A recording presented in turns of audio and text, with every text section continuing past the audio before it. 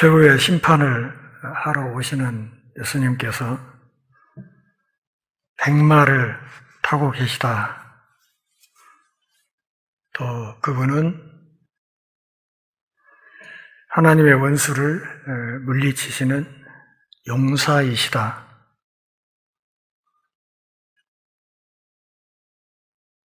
많은 관을 쓰고 계신 정복자이시다 하는 말씀을 지난주에 드렸습니다.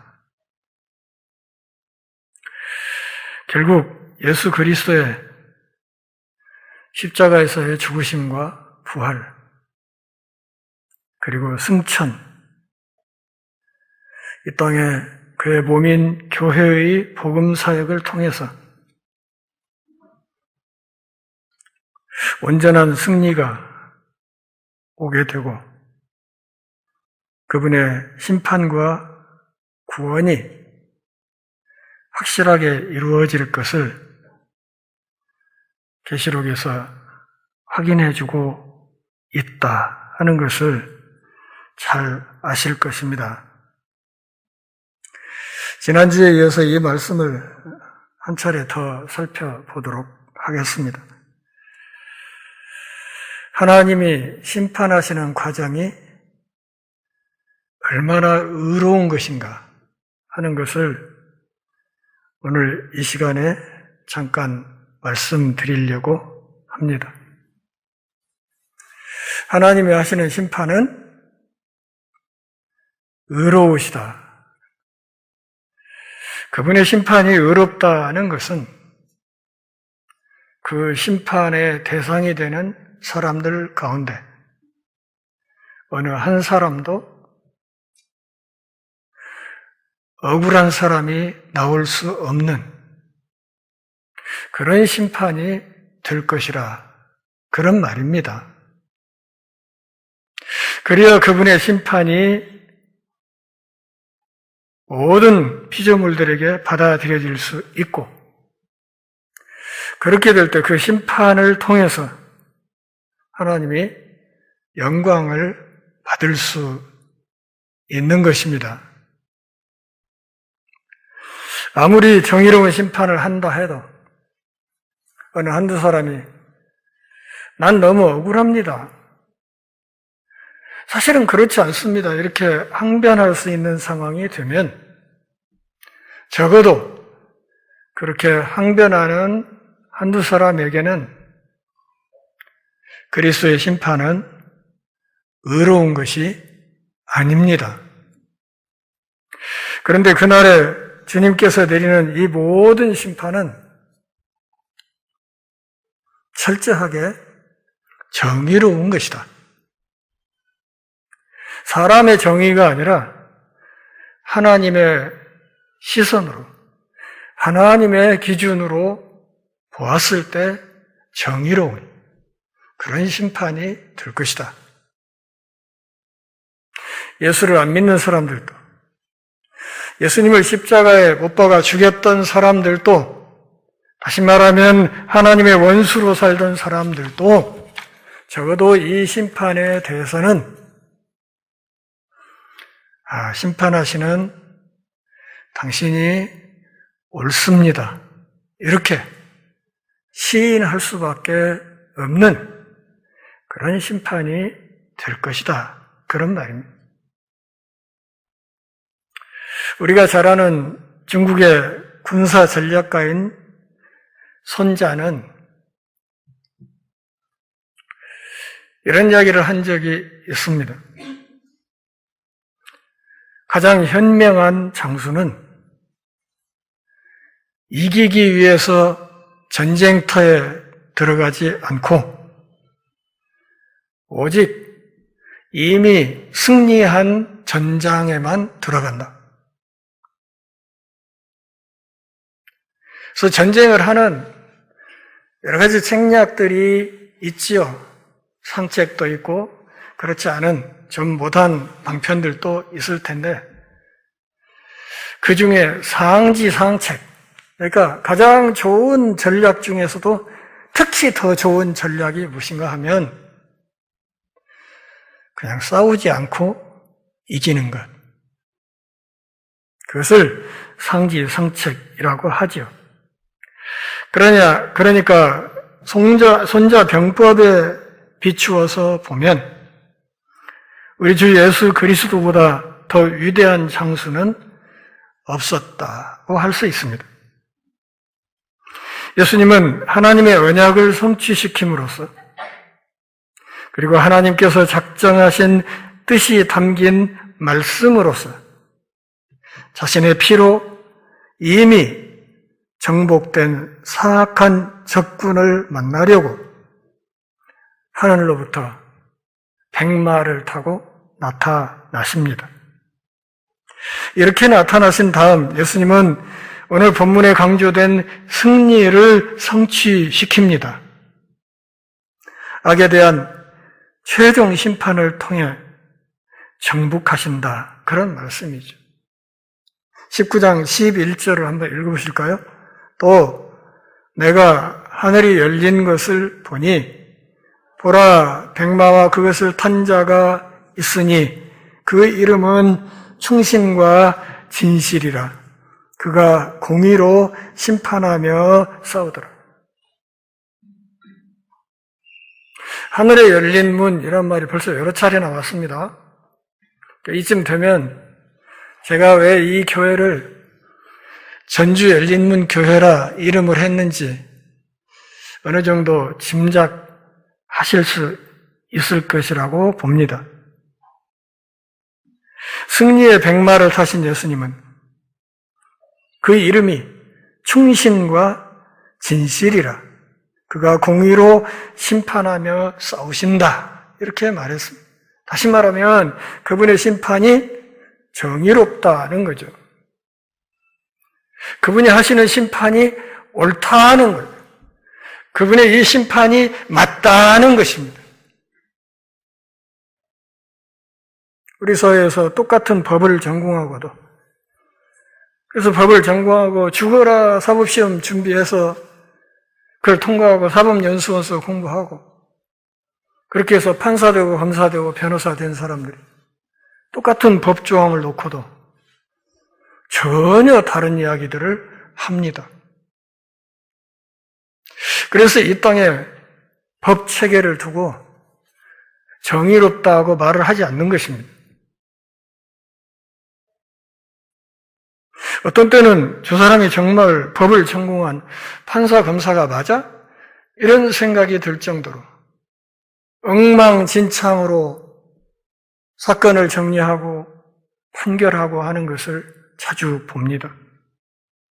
그런데 우리 주님의 이름은 충신, 그리고 진실, 그리고 그분은 공의로 싸우시기 때문에 그분의 심판은, 그분의 판결은 절대적으로 옳다는 것입니다.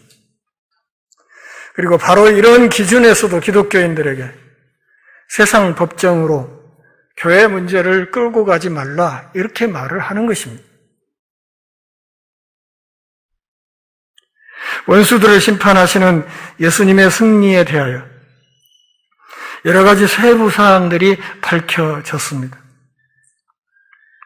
어떤 사람들은 예수님의 인격을 강조하면서 그 덕분에 예수님의 정복이 가능했다고 합니다. 예를 들어서 19장 11절에서 그분이 심판하여 싸울 수 있었던 것은 그분의 공의가 있기 때문이라는 것입니다. 요한계시록의 독자들은 정의를 뒤집기 위해 뇌물을 밝히던 불의한 독재자들과 개인적인 소득을 얻으려고 함부로 법의 칼을 내두르던 무자비한 독재자들을 잘 알고 있었습니다. 이 점은 그분의 주된 전쟁터가 말 그대로 전쟁터가 아니라 오히려 하늘 법정에서의 법률적 다툼이라는 것을 깨달을 때 그것이 특히 더 중요하다 하는 것입니다. 그러니까 이 심판을 내리는 자리가 어디라고요? 우리나라 지방법원, 고등법원, 대법원이 아니라 하늘법정이라고. 거기서 최종 판결이 떨어진다는 것입니다. 정의는 예수님 자신의 의로움과 죄에 대한 그분의 의로운 정죄 두 가지 측면에서 예수님 편에 있습니다.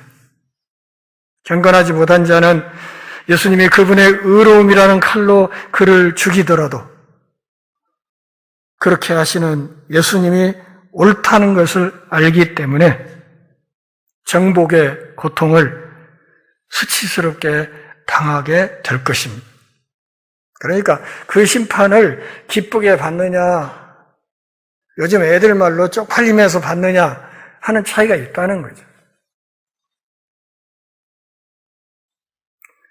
19장 2절을, 12절을 보십시오. 같이 읽어볼까요? 그 눈은 불꽃 같고 그 머리에는 많은 관들이 있고 또 이름 쓴 것 하나가 있으니 자기 밖에는 아는 자가 없다. 예수님의 눈은 불꽃 같다 그랬습니다. 그러니까 자칫 잘못 상상을 하면 눈에 핏줄이 터져가지고 눈이 빨갛게 된 거 아니야? 이렇게 생각할 수 있지요. 그렇지 않습니다. 이것은 일반적으로 예수님의 신성을 말하는 것입니다. 특히 모든 죄를 찾아내고 사람의 마음을 꿰뚫어 보는 그분의 안목을 이렇게 묘사한 것입니다. 그분은 모르는 것이 없다. 그런 말이죠. 히브리서 4장 13절에서는 하나님의 말씀에 대해 이런 식으로 말을 하고 있습니다. 지으신 것이 하나도 그 앞에 나타나지 않음이 없고 우리의 결산을 받으실 이의 눈앞에 만물이 벌거벗은 것 같이 드러나느니라. 감춰질 것은 없다는 거죠. 이 때문에 많은 설교자들이 가끔씩 사람들의 사생활을 꼬치꼬치 캐내어서 설교 중에 사람들의 비밀스러운 죄악들을 까발린다는 비난을 받습니다. 사실은 하나님의 말씀이 하는 건데 그것을 목회자가 자기를 공격하는 것으로 받아들인다는 거죠. 목사님 왜 설교 때마다 저를 까요? 아무리 그렇지 않다고 해도 그렇게 항의하다가 돌아선 사람들도 꽤 있습니다. 여러분들의 살아가는 모습을 제가 얼마나 알겠어요? 알면 얼마나 알겠습니다. 안다고 한들 그것을 설교 시간에 특정 개인을 겨냥해서 쪼아댈 만큼 그런 점포는 아닙니다. 하나님의 말씀이 우리의 마음을 치고 들어올 때는 다 그럴 만한 이유가 있어서 그렇게 하는 것입니다. 아, 저걸 나에게 주시는 말씀의 있거니 이렇게 받고 내가 잘못 살았지 하고 돌이키고 회개하면 그리고 기도하고 다시 일어서면 되는 거예요.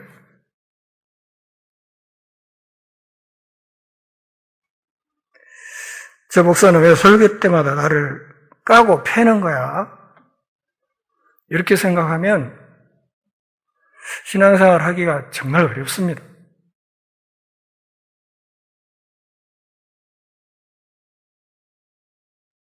목사가 그렇게 하는 것이 아니고 모든 것을 꿰뚫는 하나님의 말씀이 성령의 역사를 통해서 그때그때 각 사람에게 그 말씀을 통해서 하나님의 말씀을 건네고 있는 것입니다. 죄악을 용서받지 못한 모든 사람들을 심판하시려고 예수님이 불꽃 같은 눈으로 다시 오실 때 그때 그 최후의 심판대 앞에서 우리가 평생에 걸쳐 짓고 쌓고 숨기고 감추었던 그 죄악들이 얼마나 속속들이 드러나게 되겠습니까? 이렇게 말하면 나 무서워서 천국 못 가요. 이런 분들이 더러 있어요. 그 예수 안 믿은 거죠.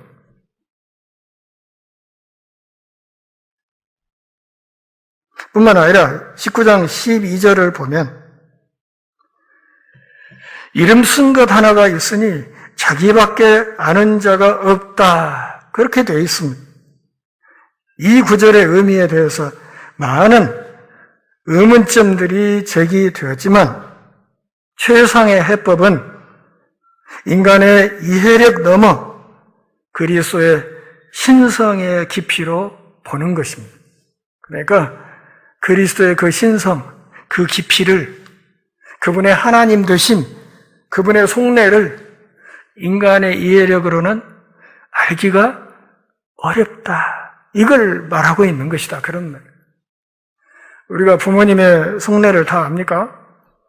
잘 모릅니다. 아무리 효자, 효녀라도 부모의 속내를 속속들이 알지는 못합니다. 그렇듯이 피조물들이 우주의 왕이신 그분의 속내를 속속들이 알 수는 없는 노릇입니다. 그것을 자기밖에는 알 수 없는 이름을 가졌다. 이렇게 표현한 것입니다. 예수님의 원수들이 좀채 헤아리기 어려운 예수님의 무한한 존재와 창조의 우물보다도 훨씬 더 깊은 그분의 지혜에 관한 자료들이 아주 많이 있습니다. 니케아 신조에 나와 있듯이 예수님은 심판하시면서 정복하시는데 그 이유는 그분이 피조물이 아니라 하나님 아버지의 독생하신 참 하나님이시기 때문입니다. 더욱이 고대서에서는 누군가의 참 이름을 아는 것은 그 사람을 지배하는 능력의 근본이었습니다. 요즘 우리 사회에서도 누군가의 이름, 생년월일, 전화번호 이런 개인 정보가 힘이 되고 돈이 되고 그런 세상 아닙니까? 그렇죠. 그래서 그걸 어떻게든 감추려고 애들을 많이 쓰지 않습니까? 고대 사회에서도 마찬가지였어요. 누군가의 이름을 안다 하는 것은 그 사람을 지배할 힘을 갖고 있다. 그런 뜻을 말한 것입니다. 예수님은 그 원수들의 손아귀에 결코 잡히지 않고 계셨고 아울러 그분의 말씀의 능력 아래 원수들을 온전히 가둘 수 있게 하는 그들의 숫자와 이름을 예수님이 갖고 있었습니다. 이 구절에 대한 좀 더 자세한 내용들이 그분의 초월적이고 탁월한 인격뿐만 아니라 심판하러 오시는 그분의 권위까지도 강조하고 있습니다. 그 권위는 그분의 머리 위에 있는 많은 왕관들로 표현되었습니다. 12절에 보면 많은 왕관, 관이라고 되어 있는데 정확히 표현하면 왕관이란 말이에요. 많은 왕관들이 있다.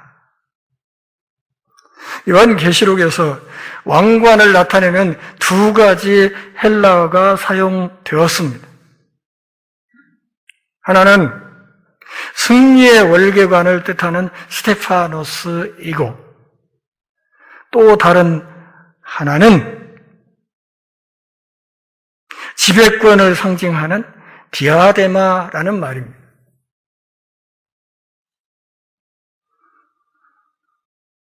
이것은 통치권을 말하죠. 그런데 여기 오늘 본문에 있는 이 왕관은 디아데마입니다. 통치권이죠. 악한 용은 머리에 7 왕관을 쓰고 나타납니다. 계시록 12장 3절에 이 이야기가 있었지요. 악한 용이 왕관을 쓰고 있어요. 근데 여기에 왕관도 디아데마입니다. 또 13장 1절에 보면 거기에도 짐승들이 10개의 왕관을 쓰고 나타나는데 거기에 쓰인 이 말도 디아데마입니다. 그러니까 오늘 본문에 예수님이 디아데마를 쓰고 있고 예수님의 원수인 용과 짐승들도 뭘 쓰고 있다고요? 디아데마를 똑같이 쓰고 있다. 이게 무엇을 말하는 것입니까?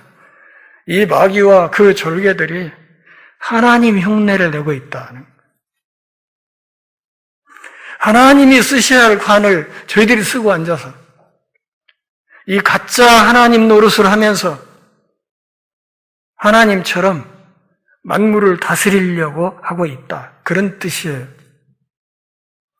그러니까 이 용과 짐승들이 쓰고 있는 이 왕관, 이것은 어떻게 보면 가짜이고 지금 오늘 본문에 예수님이 쓰고 있는 이 왕관이 진짜 디아데마라, 그런 말이에요. 디아데마라는 말은 원래 둘러맨다 하는 뜻에서 나왔기 때문에 왕들이 이마에 두르는 띠, 그래서 로마 황제들 왕관 보면 이렇게 올려 쓰고 거기에 보면 글자들이 많이 써져 있지 않습니까? 뭐라고? 그런 거죠. 머리띠, 이것을 가리키는 것입니다. 이 머리띠가 나중에는 왕관이라는 뜻으로 바뀌었습니다. 이 디아데마는 주권자의 머리에 둘러붙은 리본으로 만들어져 있었고 각각의 리본에는 그가 다스리는 지역의 이름이 기록되어 있었습니다. 오늘날 대영 제국의 여왕은 잉글랜드, 스코틀랜드, 웨일즈, 북아일랜드로 분리된 영역들을 모두 다 다스립니다. 예수님이 다스리는 영역의 목록은 너무나 광범위해서 피족의 전체의 모든 영역을 다스리는 그분께 도저히 함락할 수 없는 그런 요새가 주어져 있습니다. 그러기에 그분이 쓰신 이 디아데마, 이 통치하시는 권세는 우주 전체를 관리할 수 있는 위대한 능력인 것입니다. 에베소서 1장 20절부터 22절까지 말씀을 보면 부활하신 후에 예수님께서 하늘로 오르실 때 성부 하나님께서는 예수님을 하늘에서 자기의 오른편에 앉히시고 모든 통치와 권세와 능력과 주권과 이 세상뿐 아니라 오는 세상에 일컫는 모든 이름 위에 뛰어나게 하셨다고 했습니다. 따라서 예수님은 만물을 다스리게 되기 위해서가 아니라 이미 궁극적인 주권을 소유하셨기 때문에 그분의 주권적인 머리에 지배와 통치에 많은 왕관을 쓰시고 심판하러 오시는 것입니다. 그분이 지니신 권세를 지금 실제적인 통치로 강화시키면서 지구의 마지막을 그분의 소유로 취하고 계시는 것입니다. 시편 2편 8편 말씀을 그렇게 성취시킨 것이죠.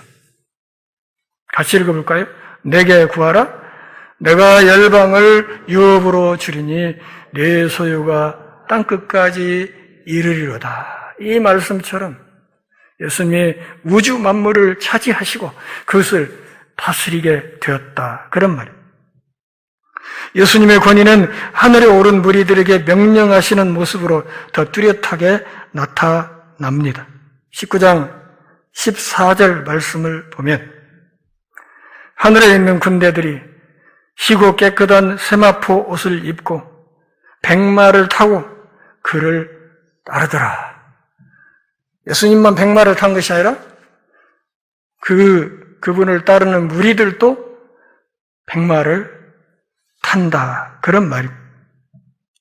여기에는 천군천사의 무리가 포함되어 있는데 그래서 바울은 데살로니가 후서 1장 7절에서 예수님이 능력의 천사들과 함께 나타나실 것이라고 이야기합니다.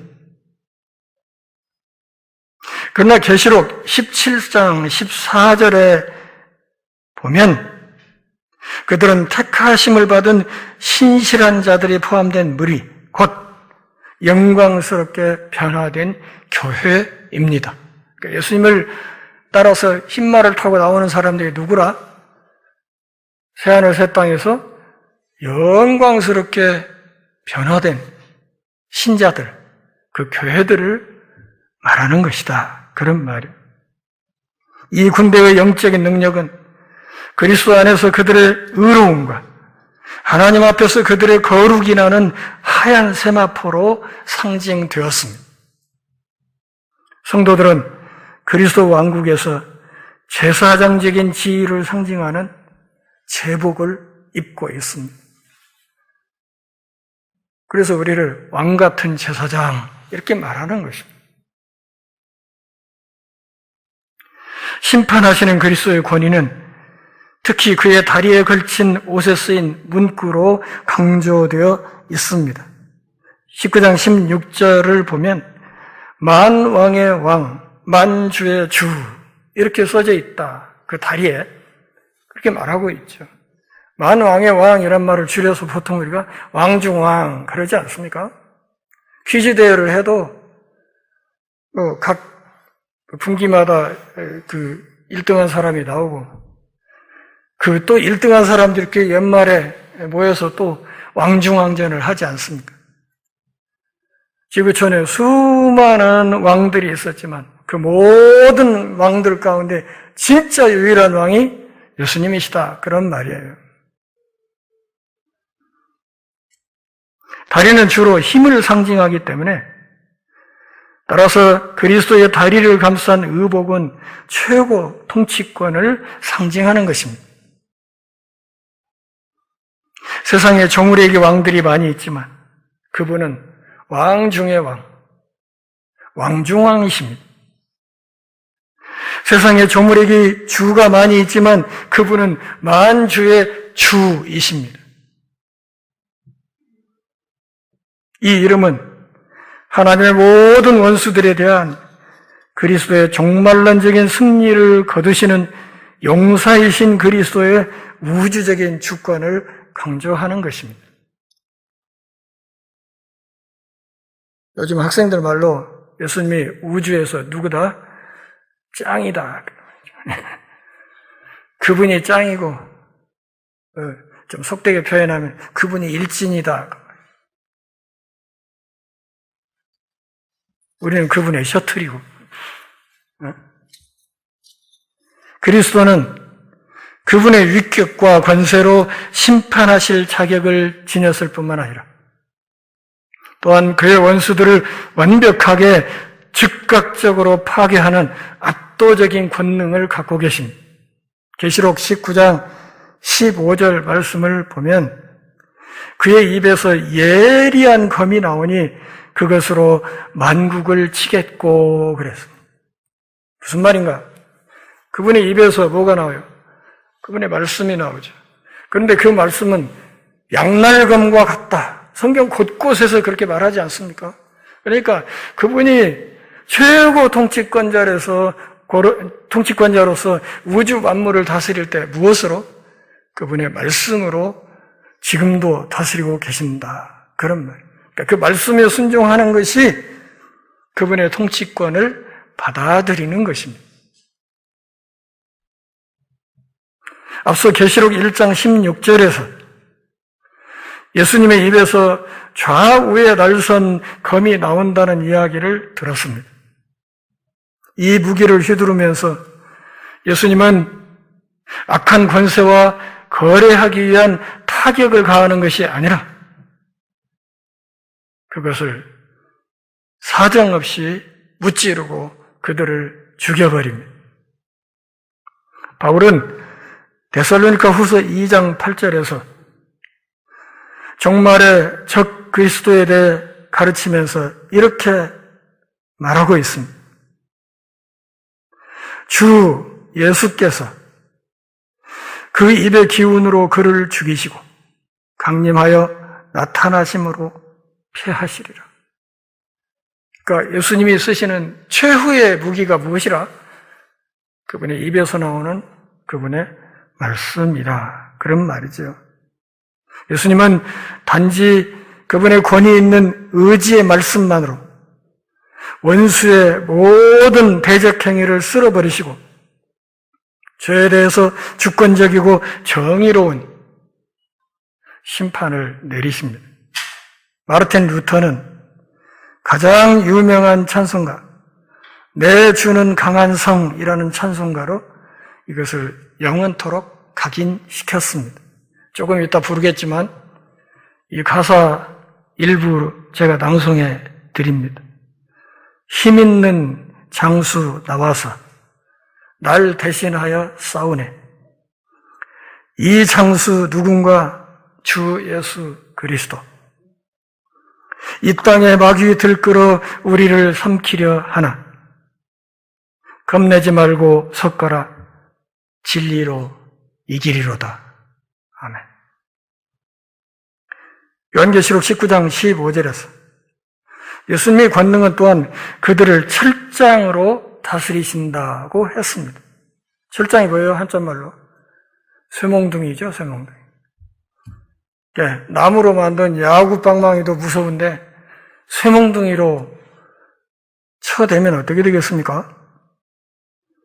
예수님께서 이 철장을 휘둘러 모든 대적을 깨뜨림으로써 시편 2편 9절의 언약을 성취시킵니다. 네가 철장으로 그들을 깨뜨리며 질그릇같이 부수리라. 사악한 자들에 대한 바로 이런 처벌 때문에 바울은 그리스도인들이 악에 대항하여 보복하지 말 것을 명령했습니다. 로마서 12장 19절 말씀을 보면 내 사랑하는 자들아 너희가 친히 원수를 갚지 말고 무슨 말이에요? 네 손에 피 묻히지 말고 그런 말입니다. 너희가 친히 원수를 갚지 말고 하나님의 진노하심에 맡기라. 기록되었으되 원수 갚는 것이 내게 있으니 내가 갚으리라고 주께서 말씀하시느니라. 원수는 누가 갚게? 하나님이 갚게 해야 된다. 남북나눔운동본부에서 이렇게 대북지원사 모니터링 하러 북한을 몇 차례 갔다 왔어요. 언젠가 북측에 들어갔다가 이제 나오려고 평양 순안공항에 나와서 비행기를 기다리고 있는 사이에 제가 존경하는 선배 목사님이 저한테 그런 얘기를 했어요. 이 목사님 말이야, 목회를 하다 보면 어떤 교인을 생각하면 감사가 절로 나오고 또 어떤 교인을 생각하면 기도가 절로 나온다니까. 그런 이야기를 한 적이 있어요. 목회를 아주 성공적으로 하신 분이라 생각되고 있던 분의 입에서 그런 이야기가 나오니까 참 힘들긴 힘든 일인가 보다 그렇게 생각을 했었습니다. 너희 손에 피 묻히려고 하지 말고 어쩌라? 그 사람을 놓고 기도하라 그런 얘기죠. 어떤 교인을 생각하면 기도가 잘로 나온다 하는 말이 무슨 뜻인가 잘 아실 것입니다.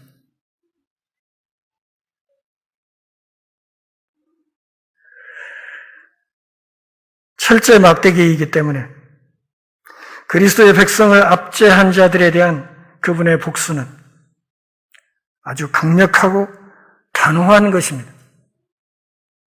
마지막에 악은 그리스도의 양떼가 영원한 영광의 푸른 풀밭, 쉴만한 물가에서 편히 누워 쉴 때 반드시 부서지고 파멸하게 될 것입니다. 믿습니까?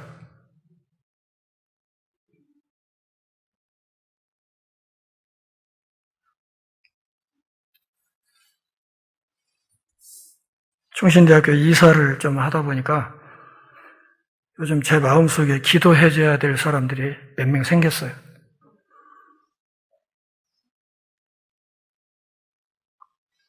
말씀을 정리합니다.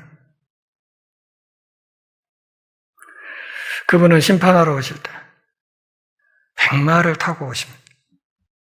멋지지 않습니까? 백마만 탔지 전투력이 없으면 아무 소용없어요. 그러죠? 백마를 타셨을 뿐만 아니라 그분은 용사이십니다. 그리고 머리에 많은 관을 쓰신 정복자이십니다. 손에는 쇠몽둥이를, 그분의 입에서는 날카로운 칼 같은 것이 계속 나오면서 원수들을 물리칩니다.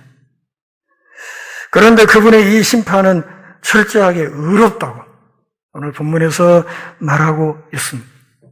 다시 말하면 하나님은 사랑이세요. 하나님은 사랑이시니 당신을 사랑하고 계세요. 아무한테나 그렇게 말을 하는 것이 아니고 그분의 이 의로운 심판이 나타날 때 그때 비로소 하나님은 사랑이시다 하는 이 말이 균형을 잡는 것입니다.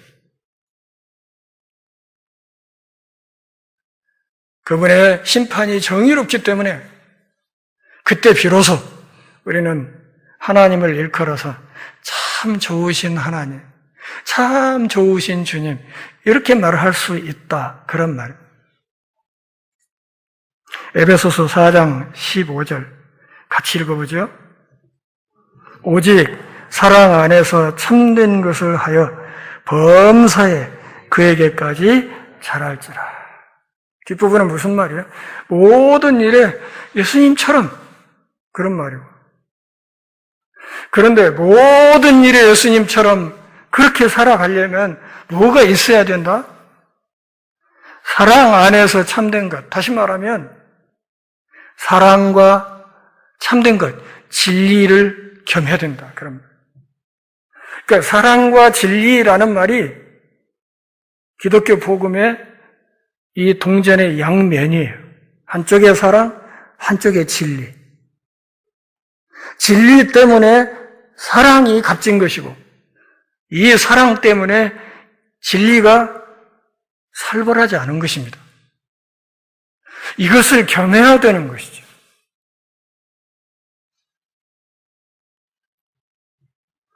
사랑 안에서 참된 것을 하고 모든 일에 그분에게까지 자라가면서 우리 인생의 남은 여정 하나님 보시기에 참 아름다운 모습으로 수놓아질 수 있기를 바랍니다. 기도하겠습니다. 하나님 아버지, 오늘도 우리가 모여 경배하며 주의 말씀 들으며 우리 신앙의 옷깃을 여미는 복 주셔서 고맙습니다. 그날에 흰 말을 타시고 그 능력으로 정의로운 말씀, 단호한 철장으로 오셔서 이 땅의 모든 악을 징벌하시고 박해당하는 모든 주님의 백성들에게 눈물을 닦아주시며 그들을 복된 길로 이끌어 가실 주님을 믿음으로 바라보며 이번 한 주간도 우리 광야의 이 행진길 날마다 때마다 더욱 힘이 날 수 있도록 은혜를 허락해 주옵소서. 예수님의 이름으로 기도합니다.